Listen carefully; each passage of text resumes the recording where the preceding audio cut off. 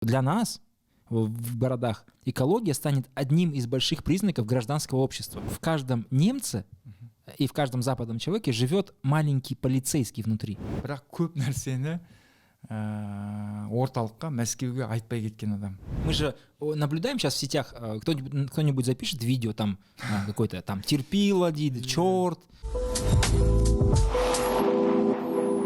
Всех приветствуем. Это подкаст «Девятая территория». В студии Азамат Кенесола. Меня зовут Арсен. Армысыздар көрермендер. Азамат, сегодня я хотел бы поговорить про экологию или экологизм даже, потому что эта повестка, она сейчас стала очень и очень широко обсуждаемой. Это касается прежде всего городов. Почему городов, как думаете?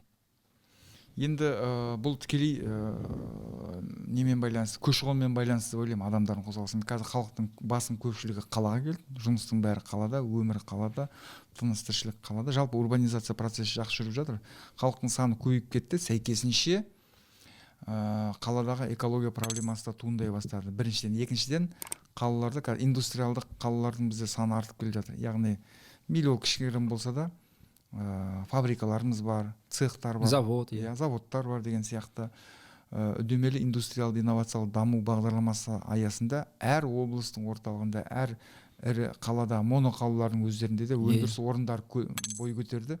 Олардың барлығы көбі әлі қатты отында, яғни көмірмен жұмыс істейді. Это тоже. Одан кейін автокөліктер саны өте көп қазір. Біздің енді өкінішке қарай автомобиль паркі Қазақстанның, мен ойлаймын, Орта Азиядағы посткеңестік мемлекеттердің ішіндегі ең ескісі деп ойлаймын. Кладбище транспорта, да. Они приезжают сюда умирать. Ескі көліктердің саны өте көп. Бірақ кейбір көршілес мемлекеттерге барсаң соншалықты көп емес, бірақ бізде сондай ескі көліктер көп. Соларда тырнақшаның ішінде біздің экологияның жағдайын нашарлауына әсерін тигізіп жатыр. Это вообще интересно, потому что обычно когда мы говорим казахская урбанизация, да, она не такая, это процесс довольно молодой на самом деле, довольно молодой. И если раньше, например, отцы и матери тех людей, которые сегодня выступают за экологические проблемы, когда приезжали в города, у них была повестка другая: найти бы работу, найти бы жилье. Вот эти вот первичные совершенно вещи. Но вот сейчас, когда ребенок во втором поколении, в третьем поколении городской, его интересуют уже вот такие сугубо городские вещи, это хорошо. Да, это нормально, это красиво.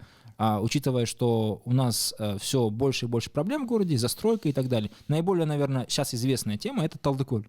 По Талдыколю очень много копий было сломано, и интересные перформансы были, да, и что Кокжайляу, за который тоже там сильно очень переживали и так далее. Бірақ халықтың есебіне положительно шешті ол мәселені. Да. Это долго тянулось, но действительно там, по-моему, мораторий ввели, да, на вот такие вещи. Но его должны были внести в состав национального парка. Наверное, внесли уже. И вот это вот именно та защита, о которой мы сейчас говорим. Мысалы, қарапайым ғана мысалы, Көлсайдың несі, тәжірибесі.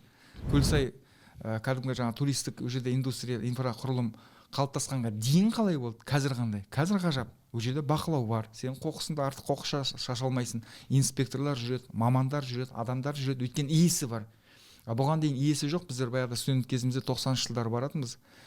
Көрінген адам отынға ағашын кесіп алып кетеді. Көрінген адам бар от жағады, талай орман өрттерді болды. Тонны қоқыс жататын. Қазір бәрі ретке келтірді, ғажап. Керісінше оның иесі, ол жерлерін бақылау, жаңа фестивальдар өткізсе, өсетін сол кезде өсетін кезде адамдар маңайында жүрсе, керісінше оның жаңа ареалы кеңіп, жағдайы жақсарушы еді. Біздер не қылып тастаймыз да, жаңағы бәріне тыйым салып тастаймыз да, бітті. Адам керісінше адамның жалпы өзі табиғатынан солай да, тыйым салған нәрсені одан сайын көргісі келеді. Да. Оны ескермейді. Запретный сладок, с одной стороны, с другой стороны, запреты компенсируются возможностью их обхода, да, там, коррупции, взятки и так далее. Көруге мүмкіндік беру керек, көруге. Мысалы, жаңа жапондарды айтып отырмыз. Жаңа шиенің немеді әлгі сакура гүлі. Оны ойбай сакура гүлдеп жатыр екен, жоламаңдар деп адамдарды қуып жіберген жоқ қой. Бар, сен бізбен бар, бізбен көріп, жұлмай ештеңе істемей, көріп кел, фотоға түсіріп кел. Керісінше ол қаншама пайда келіп жатыр. оны сақтап жатырмыз. Оны сол жерге сакураны көруге келген адамдар келесі жыл менің сакурам өссін деп ол жерде егет, қаншама миллион түп ағаш егіліп жатыр. Маған мына Талдыкөлдіңге қатысты қала әкімінің шешімі ұнады, әкімшілігінің. Сол қалпында қалдырып, жан-жағын жаңағы туристік бағытта дамытамыз деген сияқты.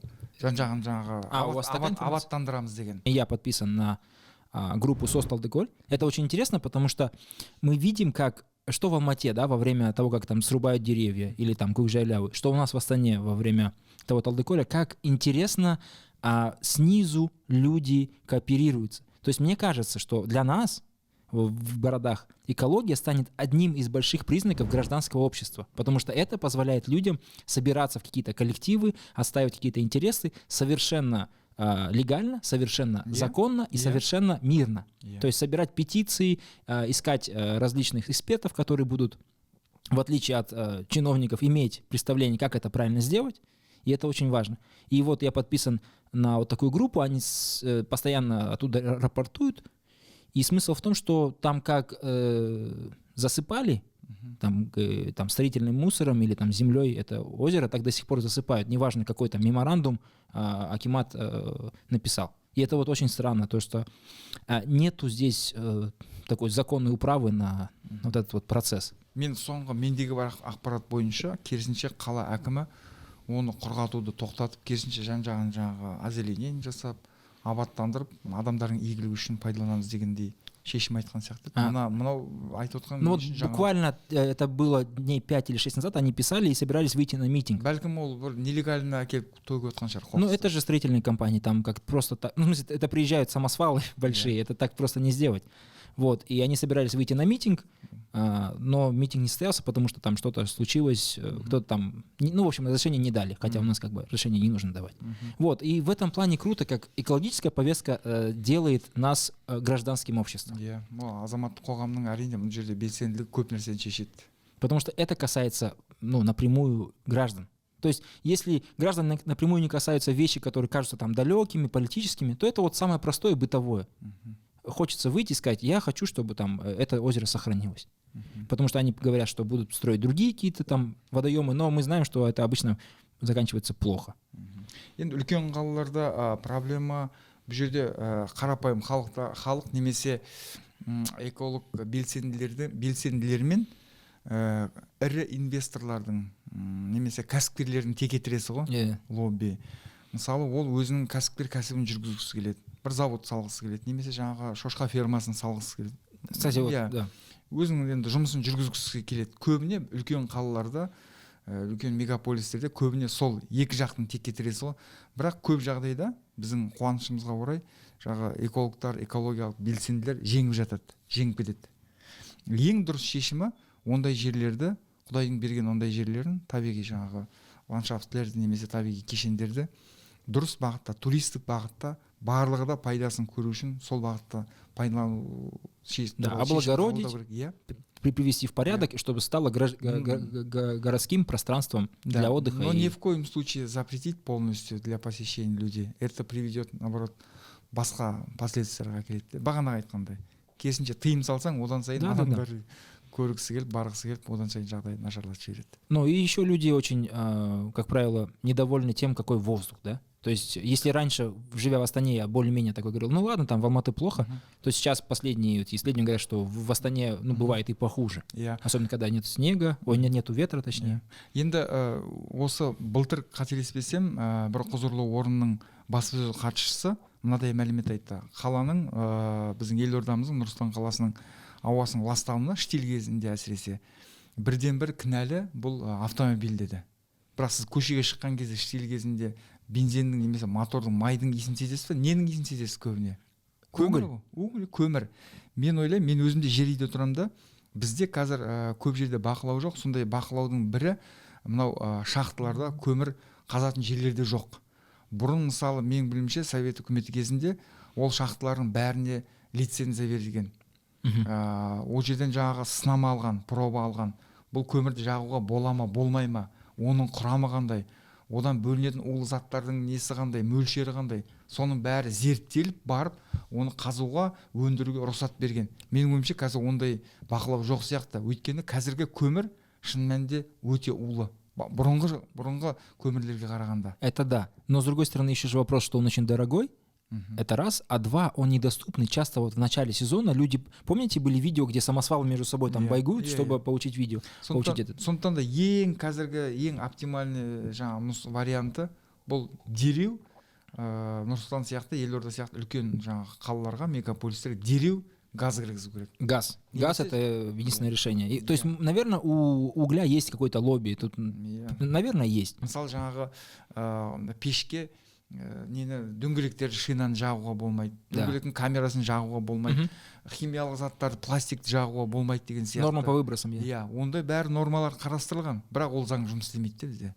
Ну да. Әйтпесе қазір қаланың әріге кетпей, осы қаланың ішінде кейбір жаңағы құбырлы мұржалардан шығып жатқан түтінді көрсең ойлайсың, өзің айтқандай не жағып жатыр құдай мынау деп. Олар бәрі дөңгелек, монша жағады, моншаны тез қыздыру үшін шина жағады, дөңгелек жағады. Да, это вопрос очень важный, потому что он так или иначе влияет на здоровье нации, потому что это и здоровье поколения нового, потому что я читал последние исследования, при плохом воздухе возможность развития различных патологий у плода увеличивается многократно. Это раз.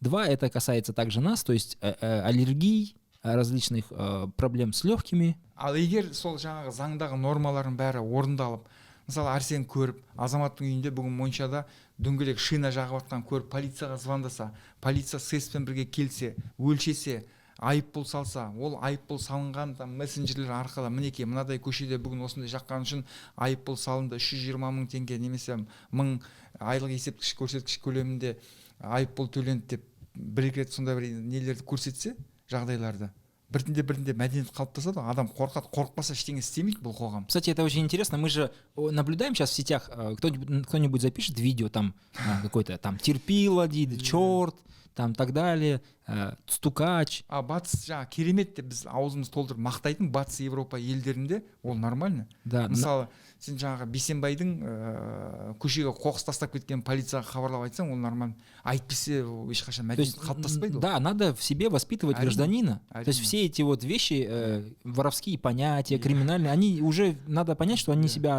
отжили. Мы живем в цивилизованном обществе, и эти вещи важны, потому что они касаются тебя напрямую. Издержки советские эпохи дейді, ол нәрседен кету. Лагерной культуры, да. Лагерной культурадан кетуіміз керек те біздер. Үйтпесек ешқашан біз ел болмаймыз. Ештеңе түзелмейді жалпы. Тек қана экология емес, бәрі де түзелмейді. Кто-то очень хорошо сказал, что в каждом немце и в каждом западном человеке живет маленький полицейский внутри, который всегда его контролирует и говорит, этого делать нельзя, потому что наказание неминуемо, пусть маленькое, но неминуемо. А у нас наоборот, как будто люди обижаются, что их кто-то наказывает за то, что они что-то сделали. Это надо менять действительно в нашей психологии. А это рубрика QG. Я напоминаю, здесь мы рассказываем про проекты Kazakh Geography и задаем вопросы, за ответы на которые можно выиграть призы. Азике, что вы знаете про Шохана Валиханова? Ол туралы ақпарат көп. Бір білетін, әулие Ата қаласына шабуыл жасаған кезде мен өзім халқыма өзім қарсы қол жұмсамаймын, оқ атпаймын деп бас тартып, офицерлік погонын жыртып алып тастап кетіп қалған.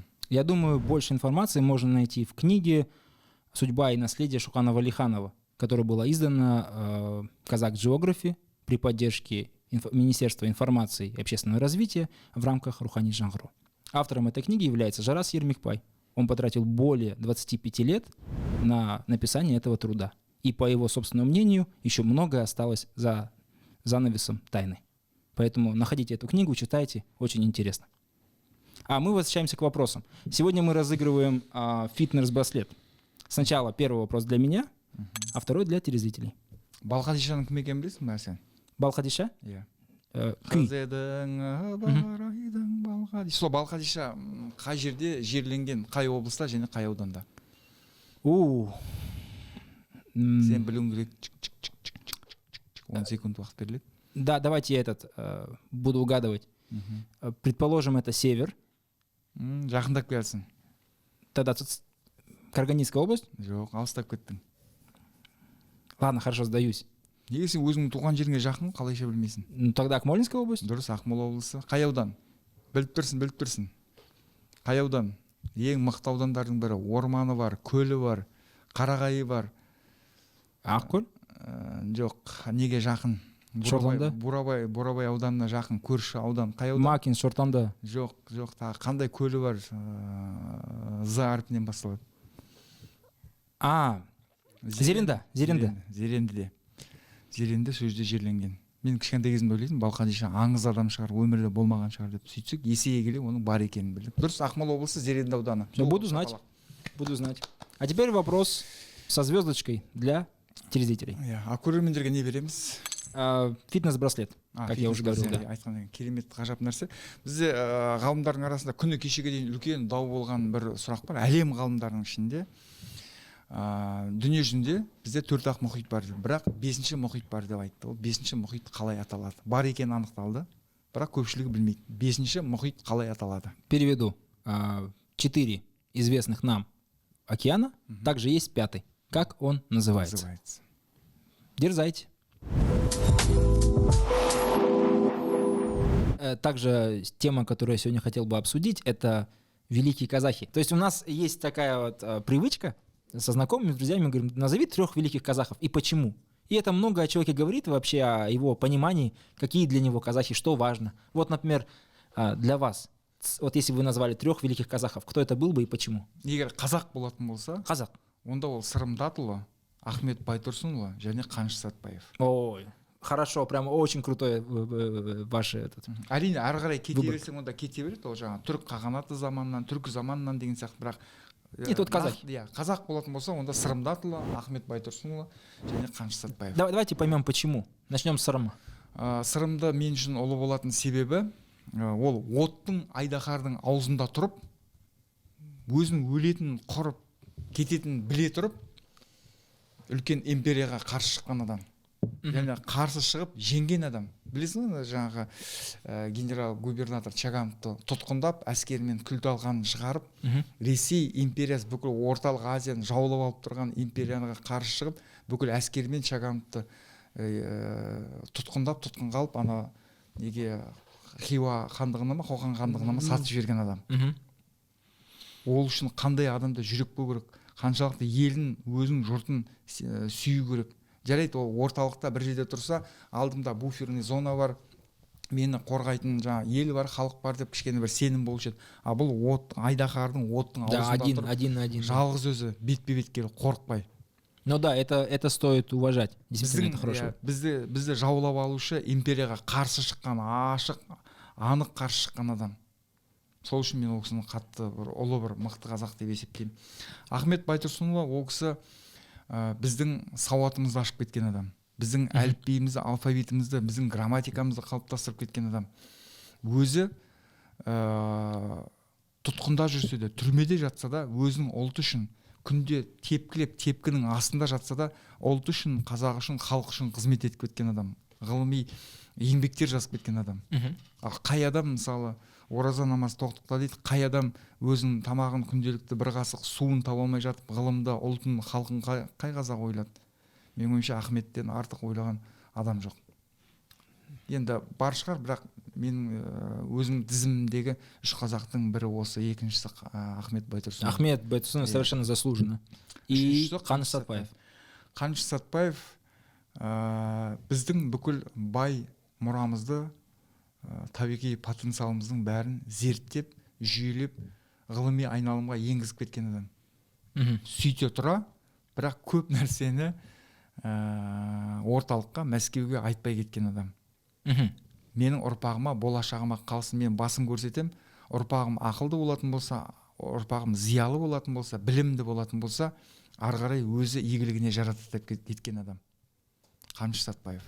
Бүкіл Қазақстанның геологиялық картасы жасап, бүкіл пайдалы қазбалардың бәрін зерттеп біліп кеткен адам. Круто, это очень хороший список, потому что обычно я у людей спрашиваю, всегда называют ханов.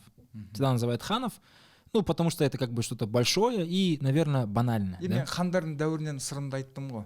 Ну, нет, называют просто кого-то из ханов, кого-то там помнят из школьного учебника. Ну, например, если бы мой список, то напротив Сырымдатова я поставил со своей стороны Кенесары. Почему поставил Кенесары?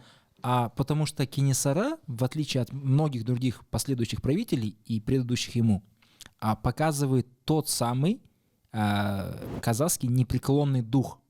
Вот это человек, восстание которого было, как мы уже знаем, было обречено. Воссоздать казахскую государственность было уже нельзя. К сожалению, объективные процессы были уже против его воли.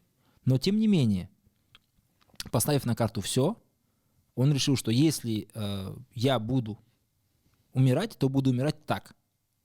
И вот этот вот непреклонный дух, казахская мятежность, она меня очень сильно в нем привлекает. Просто потому что сейчас не сейчас, а в последние сколько лет я ее не вижу. Я ее не вижу, и мне кажется, что это очень такая черта, которая хорошо бы ее культивировать. То есть непреклонность, некоторое упрямство в своих таких вот целях. Вот поэтому Кенесары. Что касается Ахмед Байтурсынов, я бы тоже сказал Ахмед Байтурсынов, просто потому что это, в принципе, наверное, любимая эпоха, да, эпоха деятелей Алаш, когда время первых мы сформировались как политическая нация, у нас есть Бөкейханов как лидер, и огромное количество казахов первых во всем. Первые врачи, женщины-врачи, Санжар Асфендияров. Я не говорю уже про литераторов. Опять же, что касается языка, это ведь супер важно иметь свой собственный литературный язык. И, конечно, мы говорим спасибо за это Абаю, но Ахмед Байтурсынов как реформатор языка, один из признаков нации. Да. Язык. Да, это один из признаков, атрибутов нации. И, может быть, ему не очень нравилась латиница, такое было время, но его разработанным алфавитом до сих пор пользуются наши хандасы, например. И это очень рабочая тема. То есть она намного более рабочая, чем сегодняшняя латиница, например. Многие говорят, что это удобнее просто. Вот. А третьим, наверное, я выбрал бы Алтынсарина. Потому что очень важно для нашего поколения и для будущих поколений это образование. И он как человек, который не просто предвидел о том, что казахи должны быть образованы, и только образованные казахи могут действительно противостоять колониализму и вообще отстаивать свои интересы, потому что последующие события, в том числе, это же последствия и его деятельности. И петиции, которые собирались, так или иначе могут к нему иметь отношение. Поэтому как великий открыватель школ, как великий учитель, так и должно быть. Поэтому у нас тоже интересно. У меня получается воитель, ученый, учитель. У вас воитель, ученый, да? Хотя Ахмед Байтурсынов, он учитель нации, действительно так называют. Сейчас, кстати, есть же фильм вышел. Ұлт ұстазы. Да, как раз таки называется. Национальный учитель. Екеумізге енді ойымыз бір жерден шығып тұр ғой. Мен енді более чем уверен, что мы очень мало знаем о них. Про всех, про исторические личности казахов, да? Біз тек қана айсбергтің жоғар жағын ғана көрірміз. Олардың басқа ары қарай қандай ойы болған, не істемек болғаны туралы оны әлі де алдағы уақытта тарих оны айтады. Тарих біздің келесі буын, жаңа буын ол туралы жаңа ақпараттар, деректер береді деп ойлаймын. Кстати, я призываю всех также написать в комментариях, кто, по вашему мнению, является топ-3 казахов в нашей истории. Будет интересно почитать, кто и почему. А на сегодня мы, наверное, закончим. Үлкен рахмет. Барша бізді көрген көрермендерге де алғысымызды білдіреміз. Да. Всем до свидания.